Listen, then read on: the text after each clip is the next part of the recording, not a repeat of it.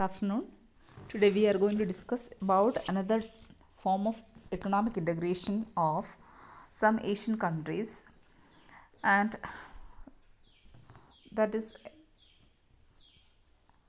an association of free trade area among nations of Southeast Asia, and this organization was called ASEAN, or the Association of Southeast Asian Nations, or ASEAN. Association of Southeast Asian Nations, or ASEAN, ASEAN, that was established on 8th August 1967 in Bangkok, which is in Thailand. So this organization or Association of Southeast Asian Nations, or ASEAN, was formed on 8th August 1967, that is formed in Bangkok, which is in Indonesia. And this ASEAN came into existence, or that was formed as a result of the signing of the ASEAN Declaration, or it was called as Bangkok Declaration, by the founding fathers of ASEAN. So there were actually 6 countries which initially signed the ASEAN Declaration. So with the signing of this ASEAN Declaration, or it was also known as Bangkok Declaration, and with the signing of this ASEAN Declaration, this organization or ASEAN came into existence on 8th August 1967. So the founding fathers of ASEAN were Indonesia, Malaysia, Philippines, Singapore and Thailand. These were the founding fathers of ASEAN that was formed in 1967, August 8. And that was signed, that is formed as a result of the declaration. That declaration was known as ASEAN Declaration or Bangkok Declaration, and that was signed by 6 countries. That they were Indonesia, then Malaysia, Philippines, then Singapore and Thailand.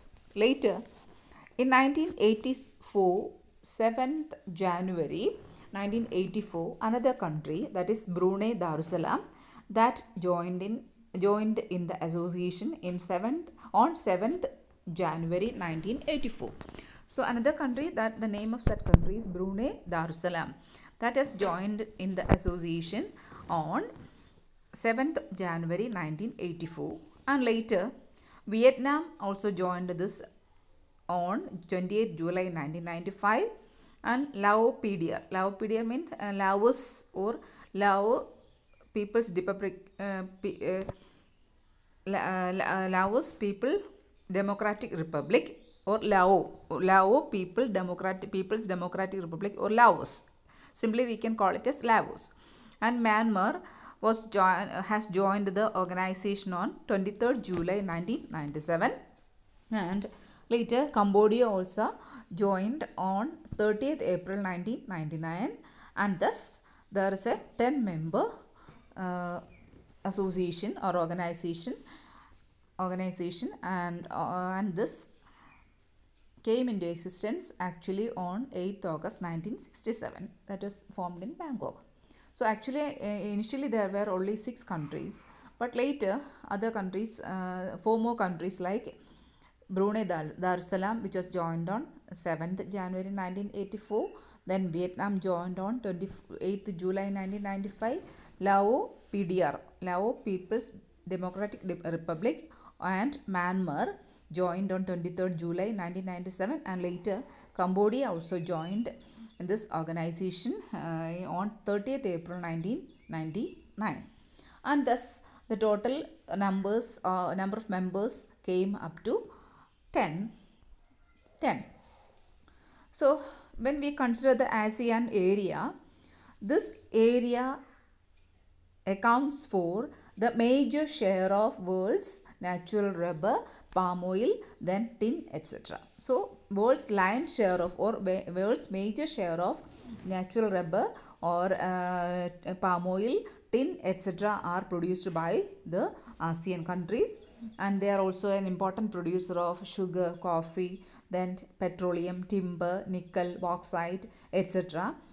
And they are a free trade area, and this is ASEAN is a free trade area, and these countries are main producers of sugar, coffee, timber, petroleum, nickel, bauxites, etc. And also they account for a lion's share or major share of world's production of natural rubber, then palm oil, then tin, etc. So later in 1992, the six nations, we have already discussed that there were only 6 nations initially in the organization. There were this Thailand, then Indonesia, Malaysia, Philippines and Singapore were the initial 6 countries who have formed this association. And these 6 nations, they have created the ASEAN Free Trade Area or AFTA. AFTA was created in 1992 by the 6 countries. AFTA was created by the countries in 1992. AFTA was created by the 6 nations.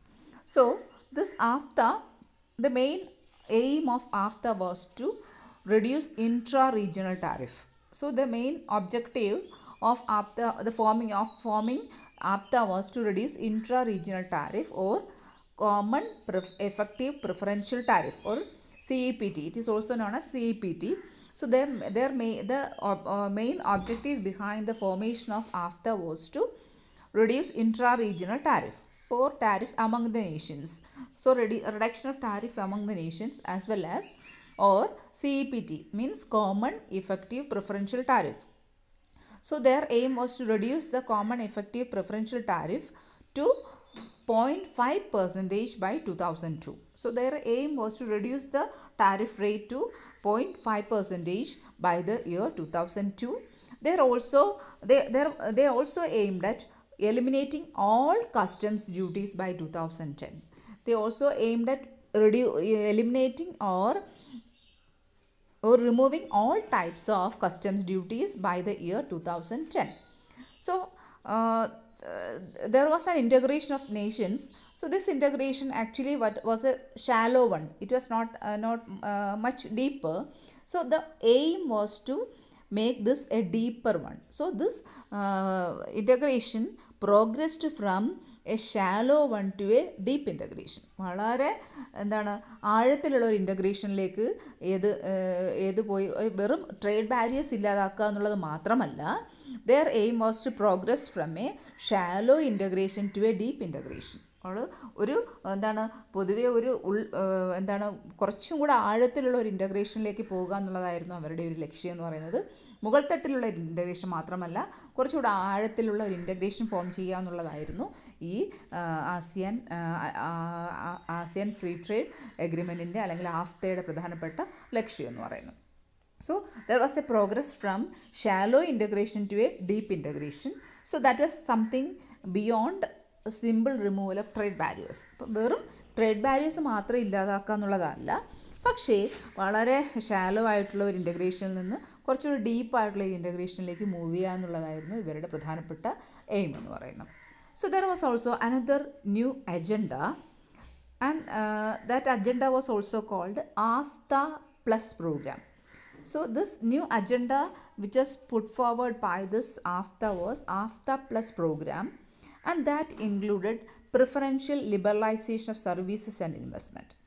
So a new agenda was introduced, and that new agenda was called AFTA Plus program. So this AFTA Plus program included preferential liberalization of services and investment. എന്തൊക്കെയായിരുന്നു ഈ ആഫ്ത plus പ്രോഗ്രാമിൽ എന്ന് പറയുന്നതെന്ന് പറഞ്ഞാൽ എന്താണ്? Preferential liberalisation of services and investment, സേവനങ്ങളും ഇൻവെസ്റ്റ്മെൻറ്റും liberalise ചെയ്യുക. ഹാർമനൈസേഷൻ ഓഫ് ടാരിഫ് നോമൻക്ലേച്ചർ, അതാണ് എല്ലാവരുടെയും ടാരിഫിന് പൊതുവായിട്ട് ഒരു കോമൺ ടാരിഫ് അല്ലെങ്കിൽ കോമൺ നെയിം കൊണ്ടുവരിക, ഒരു കോമൺ ടാരിഫ് ഇൻട്രൊഡ്യൂസ് ചെയ്യുക. ഇൻ്റലക്ച്വൽ പ്രോപ്പർട്ടി കോഓപ്പറേഷൻ എക്സെട്ര, ഭൗതിക സ്വത്തുമായി ബന്ധപ്പെട്ട് എന്താണ് പരസ്പര സഹകരണം ഉറപ്പാക്കുക. ഇങ്ങനെയുള്ള കുറേ ഒബ്ജക്റ്റീവ്സ് വെച്ചുകൊണ്ട് പുതിയ ഒരു അജണ്ട കൊണ്ടുവന്നു, and that agenda was called AFTA plus programme. So AFTA plus programme that included preferential liberalisation of services and investment, സേവനങ്ങളും ഇൻവെസ്റ്റ്മെൻറ്റും എന്താണ് ലിബറലൈസ് ചെയ്യുക. അതുപോലെ തന്നെ ടാരിഫിന് ഒരു ഹാർമണൈസേഷൻ, ഒരു ഐക്യം ഉണ്ടാക്കിയെടുക്കുക. ഇൻ്റലക്ച്വൽ പ്രോപ്പർട്ടി കോർപ്പറേഷൻ, ബൗദ്ധിക സ്വത്തുമായി ബന്ധപ്പെട്ട് എന്ത് ചെയ്യുക, ഒരു സഹകരണം ഉറപ്പാക്കുക എന്നിവയൊക്കെയായിരുന്നു ഈ ആഫ്ത പ്ലസ് പ്രോഗ്രാമിൻ്റെ പ്രധാനപ്പെട്ട എയിം എന്ന് പറയുന്നത്. Now let us move on to the aims and purposes of this ASEAN. So the first important aim of ASEAN was to promote the economic growth, social progress and cultural development in the region. എന്തൊക്കെ promote ചെയ്യുക, എന്തിനൊക്കെ പ്രോത്സാഹിപ്പിക്കുക? Economic growth, സാമ്പത്തിക വളർച്ചയെയും, social progress, സാമൂഹിക പുരോഗതിയെയും, cultural development, സാംസ്കാരിക വികാസത്തെയും പ്രോത്സാഹിപ്പിക്കുക. എവിടെയാണ്? In the ASEAN region. Through joint endeavours in the spirit of equality. എങ്ങനെയാണ്? പരസ്പരമുള്ള കൂട്ടായ പരിശ്രമത്തിലൂടെ എന്താണ് ഒരു രാജ്യങ്ങളുടെ ഇക്വാളിറ്റി അല്ലെങ്കിൽ തുല്യത ഉറപ്പാക്കിക്കൊണ്ട്, രാജ്യങ്ങളുടെ പരസ്പര സഹകരണം ഉറപ്പാക്കിക്കൊണ്ട്, രാജ്യങ്ങൾ തമ്മിലുള്ള പരസ്പര സഹകരണവും രാജ്യങ്ങൾ തമ്മിലുള്ള പരസ്പരം തുല്യത ഉറപ്പാക്കിക്കൊണ്ട് ഈ പ്രദേശത്ത്, അവരുടെ ആസിയാൻ പ്രദേശത്ത് എന്താണ് കൂട്ടായ പരിശ്രമങ്ങളിലൂടെ സാമ്പത്തിക സോഷ്യൽ പ്രോഗ്രസ്സും എക്കണോമിക് ഡെവലപ്മെൻറ്റും കൾച്ചറൽ ഡെവലപ്മെൻറ്റും എക്കണോമിക് പ്രോഗ്രസ്സും ഉണ്ടാക്കിയെടുക്കുക എന്നുള്ളതായിരുന്നു അവരുടെ ഫസ്റ്റ് ഇമ്പോർട്ടൻ്റ് ഒബ്ജക്റ്റീവ് എന്ന് പറയുന്നത്. So their aim was to strengthen the foundation for a prosperous and peaceful community of Southeast Asian nations.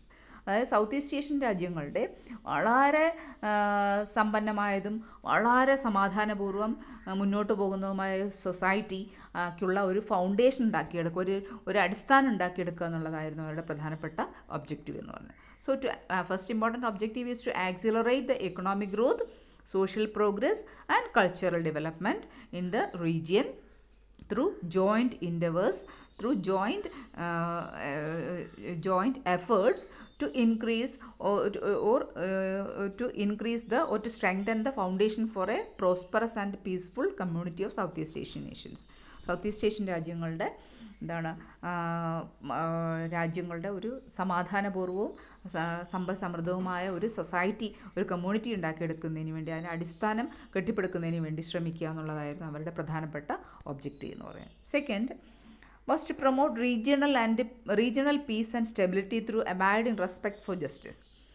അവരുടെ ആസിയാൻ പ്രദേശത്ത് എന്താണ് സമാധാനവും ഒരു സ്ഥിരതയും സ്റ്റെബിലിറ്റി ഉറപ്പുവരുത്തുക. എങ്ങനെയാണ്? പരസ്പരം നീതിക്ക് വേണ്ടി പരസ്പര ബഹുമാനം നൽകിക്കൊണ്ടും പരസ്പരം നീതിപൂർവമായി പ്രവർത്തിച്ചുകൊണ്ടും രാഷ്ട്രങ്ങൾ തമ്മിലുള്ള ബന്ധം ഊട്ടിയുറപ്പിച്ചുകൊണ്ടും എല്ലാ നമ്മുടെ യുണൈറ്റഡ് നേഷൻസിൻ്റെ ഐക്യരാഷ്ട്ര സംഘടനയുടെ ചാർട്ടറിൽ പറയുന്ന എല്ലാ തത്വങ്ങളെയും അംഗീകരിച്ചുകൊണ്ട് പരസ്പരമുള്ള പ്രാദേശിക സഹകരണവും പ്രാദേശിക സമാധാനവും സ്റ്റെബിലിറ്റിയും സ്ഥിരതയും ഉറപ്പുവരുത്തുക എന്നുള്ളതായിരുന്നു. പരസ്പരം സ്നേഹവും ബഹുമാനവും പരസ്പരം ജസ്റ്റിസും പരസ്പരം തുല്യ ബഹുമാനവും ഒക്കെ കാണിച്ചുകൊണ്ട് ഈ യുണൈറ്റഡ് നേഷൻസിൻ്റെ ചാർട്ടറിൽ പറയുന്ന എന്താണ് എല്ലാ പ്രിൻസിപ്പിൾസും അംഗീകരിച്ചുകൊണ്ട് മുന്നോട്ട് പോകുക എന്നുള്ളത് second objective. To promote regional peace and stability through abiding respect for justice and the rule of law in the relationship among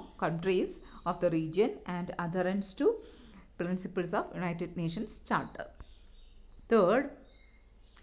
Second one, that was the explanation of the first one.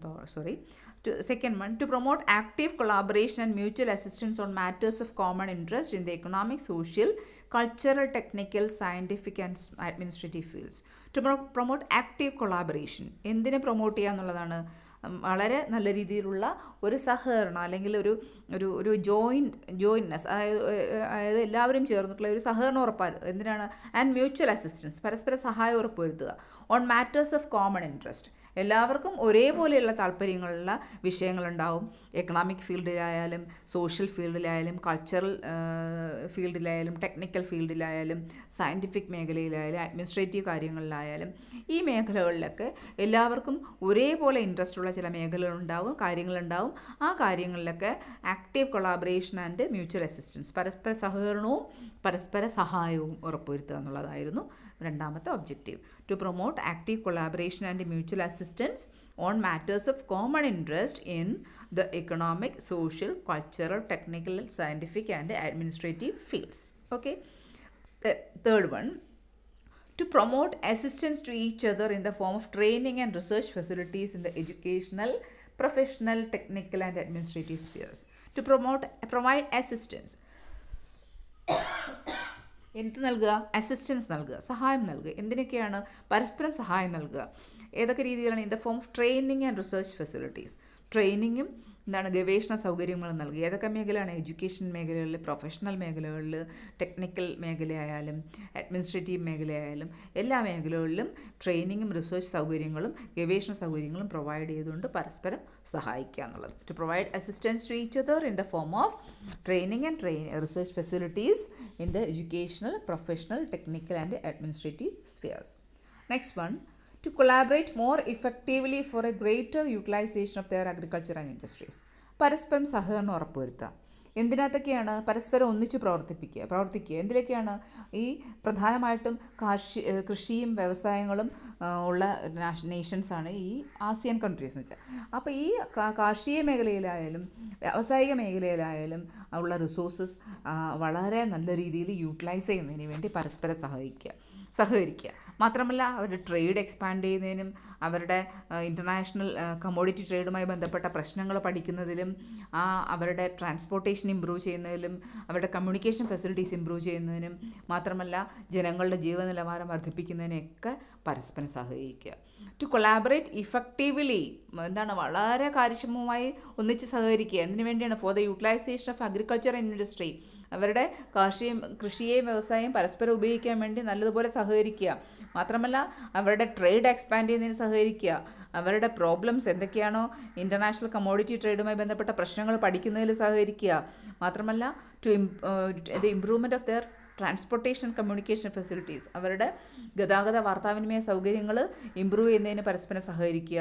മാത്രമല്ല ജനങ്ങളുടെ ജീവിത നിലവാരം വർദ്ധിപ്പിക്കുന്നതിനും പരസ്പരം സഹകരിക്കുക എന്നുള്ളതായിരുന്നു അടുത്ത നാലാമത്തെ ഒരു ഒബ്ജക്റ്റീവായിട്ട് പറയുന്നത്. Then fifth one, to promote South East Asian studies. South East Asian പഠനങ്ങൾ, സൗത്ത് ഈസ്റ്റ് ഏഷ്യൻ രാജ്യങ്ങളിലെ പഠനങ്ങളെ പ്രോത്സാഹിപ്പിക്കുക.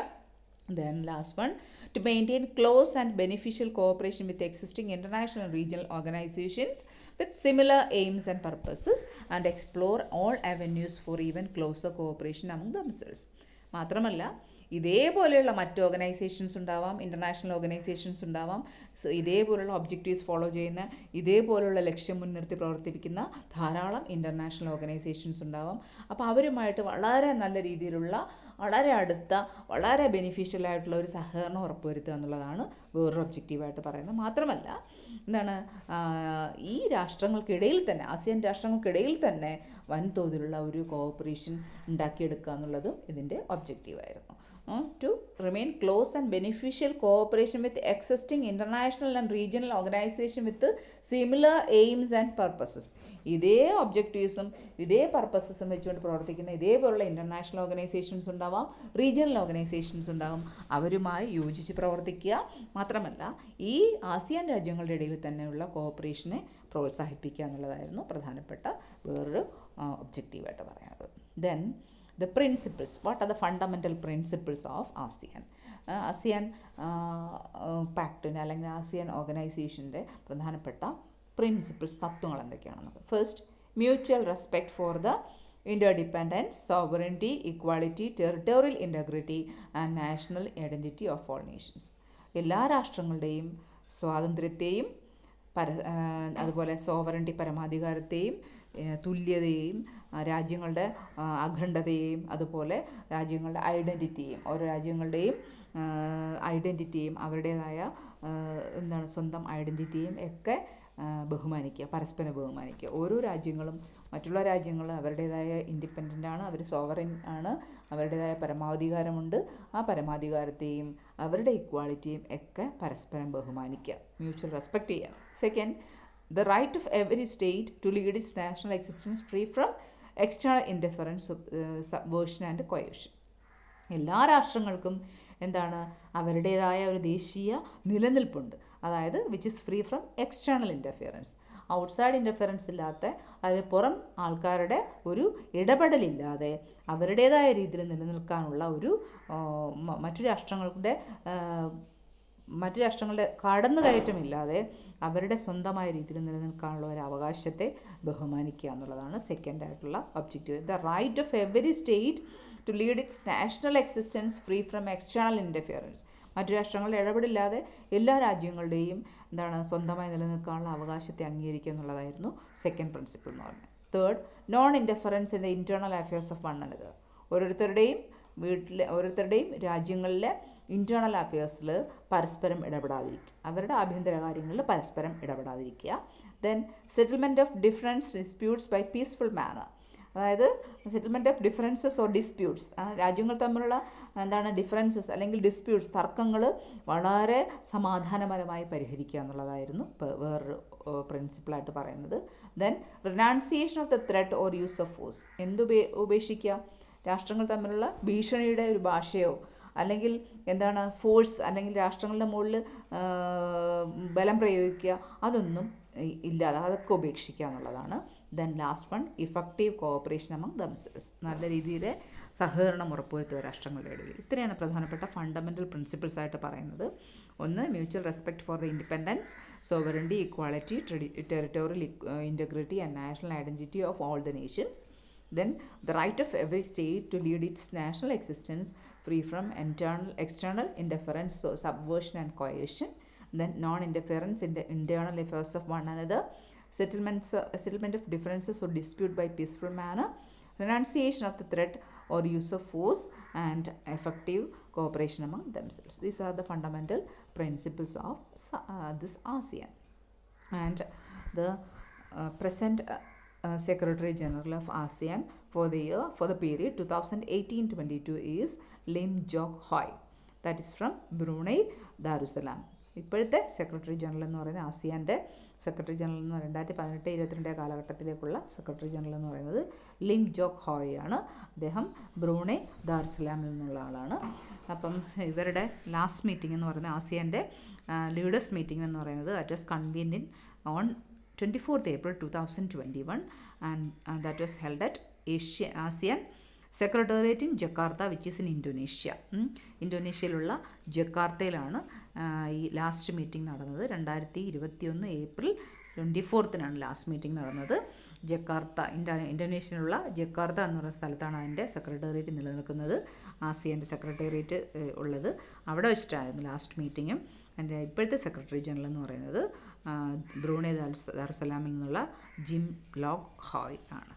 ഓക്കെ, കേൾക്കുക, സംശയമുണ്ടെങ്കിൽ ചോദിക്കാം.